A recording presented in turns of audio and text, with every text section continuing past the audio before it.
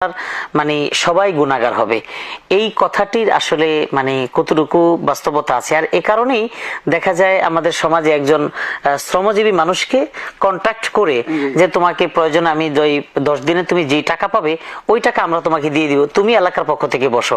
এবং এই জন্য ওই রকম মানুষ অপেক্ষায় থাকে যে রমজান মাসের শেষে আমাকে বসাবে। তো এটা আসলে কতটুকু সহিহ সুন্নাহ দ্বারা প্রমাণিত? ধন্যবাদ আপনাকে, খুবই গুরুত্বপূর্ণ একটি প্রশ্ন এবং এই প্রচলন ঠিকই বলেছেন আমাদের সমাজের মধ্যে রয়েছে। প্রথম কথা হচ্ছে ইতিকাফের বিষয়টি, এটি ব্যক্তিগত ইবাদত এবং রাসূলুল্লাহ সাল্লাল্লাহু আলাইহি ওয়াসাল্লামের সুন্নাহ দ্বারা সাব্যস্ত হয়েছে। রাসূলুল্লাহ সাল্লাল্লাহু আলাইহি ওয়াসাল্লাম ইতিকাফ করেছেন। জি, রমাদান মাসের শেষ দশকে রাসূলুল্লাহ সাল্লাল্লাহু আলাইহি ওয়াসাল্লাম ইতিকাফ করেছেন লাইলাতুল কদর পাওয়ার জন্য। জি, এবং লাইলাতুল কদরের গুরুত্বের কারণে মূলত ইতিকাফের গুরুত্ব বৃদ্ধি পেয়েছে। ইতিকাফের ফজিলতের উপরে যতগুলো হাদিস বর্ণিত হয়েছে আহলুল ইলম সবাই বলেছেন, শেখুল ইসলাম ইবনে কাইয়্যিম রাহমাতুল্লাহ বলেছেন, ইবনে আরবি রাহমাতুল্লাহ বলেছেন, অন্যান্যরা বলেছেন, এই মর্মে একটিও সহিহ হাদিস সাব্যস্ত হয়নি। সবগুলো হাদিস দাঈফ অথবা মিথ্যা হাদিস। যাই হোক, তবে রাসূলুল্লাহ সাল্লাল্লাহু আলাইহি ওয়াসাল্লাম ইতিকাফ করেছেন মর্মে বিশুদ্ধ riwayat দ্বারা সাব্যস্ত হয়েছে, সহিহ বুখারী ও মুসলিমের হাদিস দ্বারা সাব্যস্ত হয়েছে। তাই ইতিকাফের বিষয়টি কোনো সন্দেহ নেই, এটি সুন্নাহ। ইতিকাফ এর ব্যাপারে ফিকহুল হানাফিতে এই কথা উল্লেখ করা হয়েছে, সেটা হচ্ছে এই যে ইতিকাফটা সুন্নাহ আলাল কিফায়া।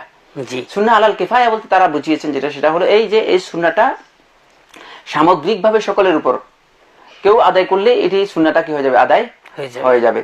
কিন্তু সুন্নাতের ব্যাপারে মূলত সুন্নাত যদি কোনো কারণে কেউ আদায় করতে না পারে, তারা কি আদৌ গুনাহগার হবে কিনা, এটা কি গুনার বিষয় কিনা, এই বিষয় নিয়ে ফিকহুল হানাফিতেই ইখতিলাফ রয়েছে, মতপার্থক্য রয়েছে।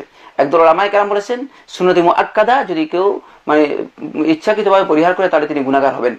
কিন্তু বিশুদ্ধ বক্তব্য হচ্ছে ফিকহুল হানাফিতে যেটা, সেটা হলো এই যে তিনি গুনাহগার হবেন না, বরং মানারের মধ্যে ইমাম রাশফি রাহমাতুল্লাহ এটা উল্লেখ করেছেন বাল ইয়াস্তাউজিবু ইসাআতান, মানে তাকে তার গুনাহ হবে না, বরং তাকে মানে একটা তিরস্কার এর মুখোমুখি হবে। মানে এটা স্বাভাবিক কথাই। নবী সাল্লাল্লাহু আলাইহি ওয়াসাল্লামের সুন্নাহ জানার পরে যখন ইমানদার ব্যক্তি সেটা করবে না, তাহলে তো অবশ্যই সে এখানে একটা বড় ধরনের ফজিলত থেকে তিরস্কৃত হওয়ার কথাই, এবং বড় ধরনের ফজিলত থেকে সে মাহরুম হচ্ছে। আবার সেটা যদি ইতিকাফের মতো হয়, লাইলাতুল কদরের মতো একটা বিষয় হয়, তাহলে তো কোনো সন্দেহ নেই যে তিনি বড় ধরনের একটি মানে ফজিলত থেকে তিনি মাহরুম হচ্ছেন, বঞ্চিত হচ্ছেন। তাই এই বিষয়টি মূলত বিশুদ্ধ বক্তব্য হচ্ছে যে এই কারণেই মূলত এলাকার সবাই গুনাহগার হবে, এই কথা সঠিক নয়, এটা মূলত সঠিক বক্তব্য নয়। বাকি এই বক্তব্যটুকু মুতাকাদ্দিমিনদের কারো কাছ থেকে পাওয়া যায়নি। মুতাকাদ্দিমিনদের মধ্যে অর্থাৎ ফিকহুল হানাফির মুতাকাদ্দিমিনদের কাছে, আমি এই কথা বলছি না যে মানে সমস্ত ফকিহদের কাছ থেকে, কারণ অন্যান্য ফকিহরা সমস্ত ফকিহদের বক্তব্য হচ্ছে না এটি সুন্নাহ, এবং এর যে এই সুন্নাহটা হচ্ছে ইখতিয়ারি বিষয়, মানে সুন্নাত জাওয়ায়েদের মধ্যে অন্তর্ভুক্ত। যদি কেউ ইতিকাফ না করে এতে মানে কোনো ধরনের গুনার বিষয় নেই, মানে ইতিকাফ করলে তিনি সওয়াব, ইতিকাফের যে ফজিলত রয়েছে সেই ফজিলত পাবেন, সেই সওয়াব পাবেন।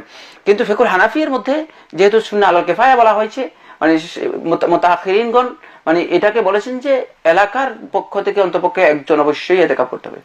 কিন্তু এই ফরম্যাট মানে না মুতাকাদ্দিমিনদের পক্ষ থেকে না মুতাআখিরিনদের পক্ষ থেকে কেউ এটা উল্লেখ করেছেন যে এলাকার পক্ষ থেকে একজনকে মানে ব্যক্তিগত ইবাদত পালন করার জন্য তাকে মানে পেইড মানে হিসেবে কন্টাক্ট করে তাকে রাখা হবে, না নাউজুবিল্লাহ মিন যালিক। মানে তাহলে ইমানদার ব্যক্তিদের ইমান এবং আমল, আল্লাহর বান্দা উম্মতের ইবাদতের মানে অবস্থাটা কি হবে? যদি ইবাদত আমরা মানে লোকদের সাথে কন্টাক্ট করে ইবাদত আদায় করার জন্য যাই, তাহলে এই বক্তব্যটুকু মূলত একেবারেই মানে গর্হিত বক্তব্য, অবাঞ্ছিত বক্তব্য।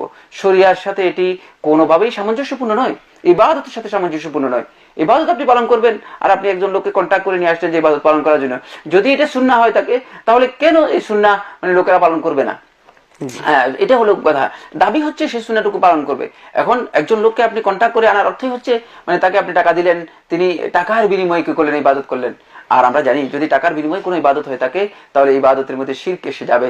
কারণ শিরক দুনিয়ার কোনো মতলবের জন্য, দুনিয়ার কোনো উদ্দেশ্য হাসিল করার জন্য যদি কেউ ইবাদত করে থাকেন, তাহলে তার ইবাদতটি আল্লাহ রাব্বুল আলামিনের কাছে গ্রহণযোগ্য হবে না, বরং তার ইবাদতের মধ্যে রিয়া থাকার কারণে অথবা দুনিয়ার মাকসুদ থাকার কারণে, ইখলাস না থাকার কারণে সেটা শিরকে পরিণত হবে। তাই এই কাজটি মূলত মানে কোনোভাবেই ইবাদতের সাথে সামঞ্জস্যপূর্ণ নয় যে একদল লোককে বা কিছু সংখ্যক লোককে বা একজন লোককে টাকা দিয়ে কন্টাক্ট করে তাকে ইতিকাফের জন্য বসানো হবে।